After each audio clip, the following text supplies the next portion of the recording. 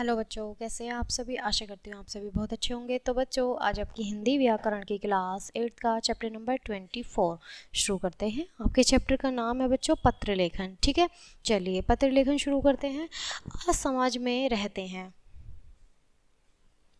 हम समाज में रहते हैं। समाज में रहकर हमारे लिए यह आवश्यक हो जाता है कि हम एक दूसरे से अपने विचारों का आदान प्रदान करें। विचारों का आदान प्रदान या तो साथ बैठकर किया जा सकता है, या यदि मनुष्य निकट नहीं है तो पत्र लिखकर हमें अपने विचार दूसरे तक पहुंचा सकते हैं।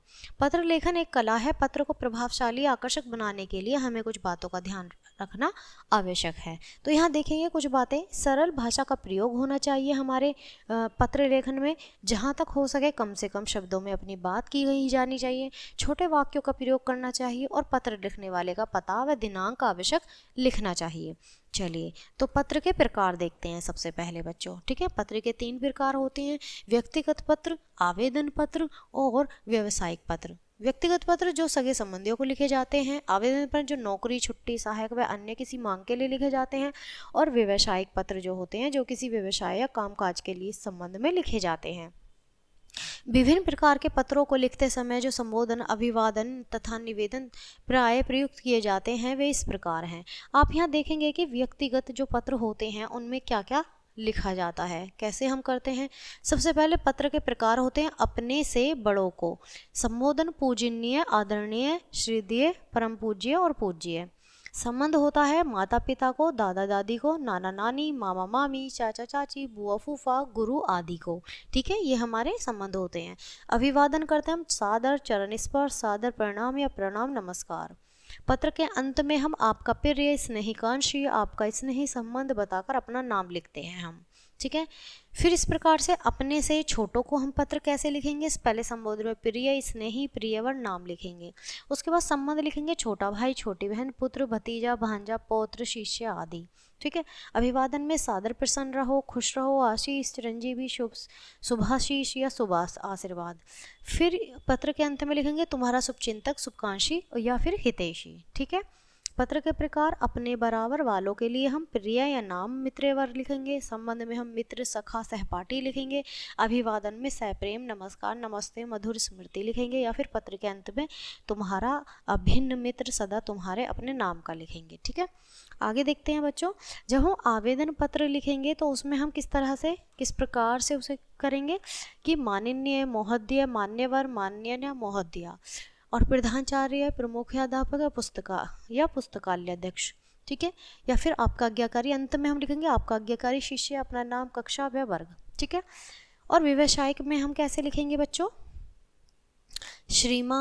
श्रीमान विक्रेता को, निर्देशक को, आकाशवाणी को। ठीक है, महोदय, मान्यवर, निर्देशक, दूरदर्शी समाचार पर संपादक, स्वार्थ अधिकारी, पुलिस आयुक्ति। फिर यहाँ अंत में भाविद्या या फिर भाविद्या। ठीक है, व्यावसायिक पत्र में हम इस प्रकार लिखेंगे। चलिए, किसी अच्छे पत्र के निम्नलिखित अंग होते हैं। ठीक है, पत्र भेजने वाले का नाम, पता व दिनांक। पत्र के ऊपरी सिरे पर प्राय दाईं ओर लिखा जाता था तथा आजकल इसे बाईं ओर लिखा जाने लगा है। संबोधन पत्र। ठीक है, अभिवादन शब्द पत्र का विषय है, ये समाप्ति से भी बाईं ओर लिखा जाना चाहिए। पाने वाले का पता। सरकारी और व्यावसायिक पत्रों में हस्ताक्षर व नाम आदि के नीचे अपना पता भी लिखा जाता है। पत्र के लिखने के कुछ उदाहरण, यहाँ पर कुछ उदाहरण दिए गए हैं बच्चों कि हम पत्र किस प्रकार से लिख सकते हैं। चलिए, तो शुरू करते हैं। पहला पत्र, विद्यालय के प्रधानाचार्य को अवकाश के लिए प्रार्थना पत्र। तो सबसे पहले हम लिखेंगे सेवा में श्रीमान प्रधानाचार्य जी। फिर हम अपने स्कूल का नाम लिखेंगे, फिर हम जगह लिखेंगे, एड्रेस, फिर दिनांक लिखेंगे। उसके बाद विषय लिखेंगे कि अवकाश हेतु प्रार्थना पत्र।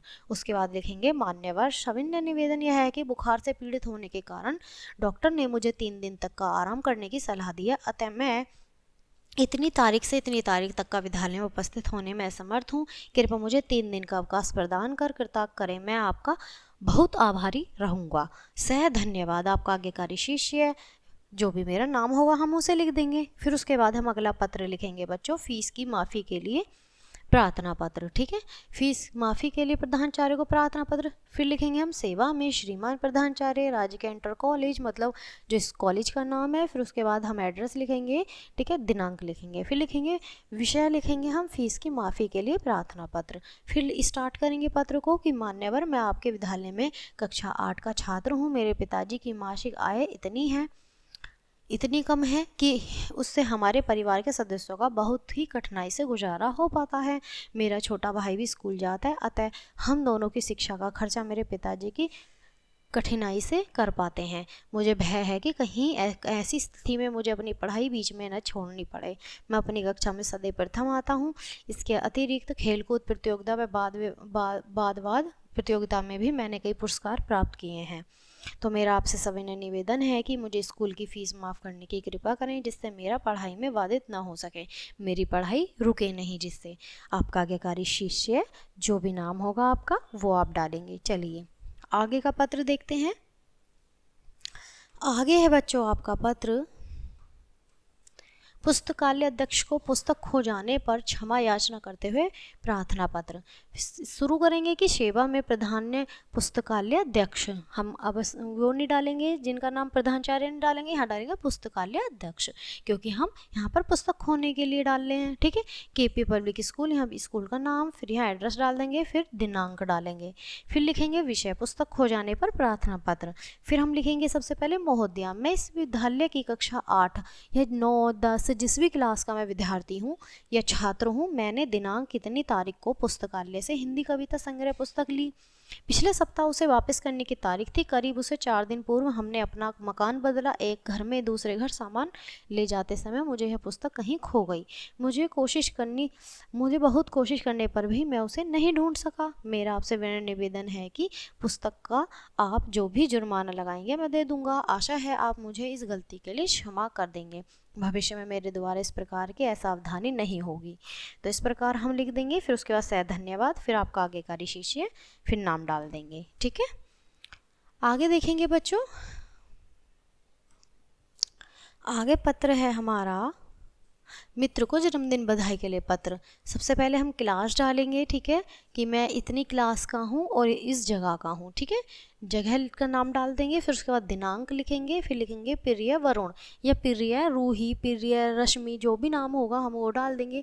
फिर स्नेह नमस्कार, तुम्हारे जन्मदिन का निमंत्रण पत्र मिला। यह पढ़कर बहुत प्रसन्नता हुई कि हर वर्ष की तरह इस वर्ष भी तुम्हें अपना जन्मदिन बड़ी धूमधाम से मना रहे हो। तुम्हारा जन्मदिन मुझे बहुत बहुत मुबारक हो। मेरी हार्दिक शुभकामनाएं तुम्हारे साथ हैं। मुझे खेद है कि मैं सब पर उपस्थित न हो सकूं, क्योंकि अगले दिन मेरी गणित की परीक्षा है। आशा है तुम मेरी व्यवस्था समझोगे और मेरे न आने का बुरा नहीं मानोगे। इस अवसर पर तुम्हारे अन्य मित्र आए, सबके साथ तुम अपना जन्मदिन बहुत खुशी और उत्साह से मनाना। मैं तुम्हारे दीर्घायु और भविष्य के लिए मंगल कामना करता हूँ। तुम सदा उन्नति के शिखर पर चढ़ते जाओ। अपने माता पिता को मेरा प्रणाम कहना। समस्त शुभकामनाओं के साथ तुम्हारा अभिन्न मित्र। जो भी नाम होगा हम मित्र का वो नाम डाल देंगे। इसके बाद हमारा अगला पत्र है बच्चों, सबसे पहले हम एड्रेस डालेंगे, ठीक है। अपने मामा जी को जन्मदिन के उपहार के लिए धन्यवाद। धन्यवाद पत्र हम किस तरह से देखेंगे संबंधियों को।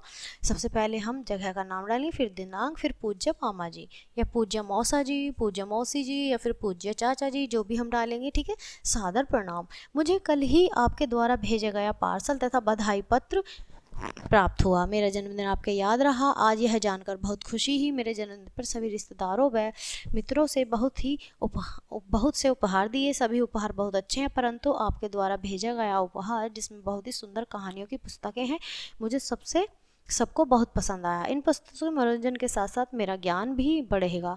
इस बहुमूल्य उपहार के लिए मैं आपका बहुत आभारी हूँ। पूज्य मामा जी को मेरा प्रणाम कहिएगा तथा खुशी से प्यार, आपका भांजा सुनील। तो इस तरह से हम अपना पत्र लिख देंगे।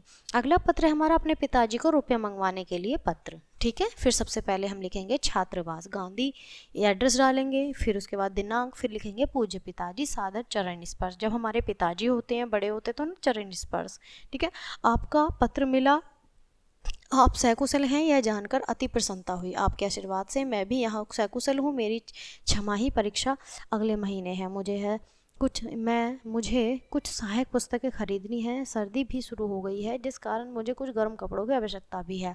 अतः आपसे प्रार्थना है कि पत्र मिलते ही 1000 रुपये डाक द्वारा भिजवाने का कष्ट करें। पूज्य माता जी को मेरा चरण स्पर्श व राखी को बहुत बहुत प्यार। फिर लिखेंगे आपका आज्ञाकारी, जो भी नाम होगा वो डाल देंगे। उसके बाद लिखेंगे बच्चों हम अगला पत्र हमारा मोहल्ले की अस्वच्छता की ओर ध्यान दिलाते हुए स्वस्थ अधिकारी को पत्र। अब अधिकारी के लिए पत्र कैसे लिखेंगे हम कि स्वस्थ अधिकारी, सबसे पहले हम स्वस्थ अधिकारी डालेंगे, ठीक है। उसके बाद नगर निगम, फिर जगह का नाम, नगर निगम हापुड़, गाजियाबाद, मेरठ, जो भी होगा वो डाल देंगे। जैसे यहाँ आगरा दिया है, फिर दिनांक डालेंगे, फिर महोदया हम पुराने बाजार के निवासी अपने क्षेत्र में फैली गंदगी अस्वच्छता की ओर आपका ध्यान दिलाना चाहते हैं। इस क्षेत्र में सफाई का प्रबंध संतोषजनक नहीं है। सफाई कर्मचारी प्रतिदिन आते हैं परंतु अपना काम ठीक प्रकार से नहीं करते हैं।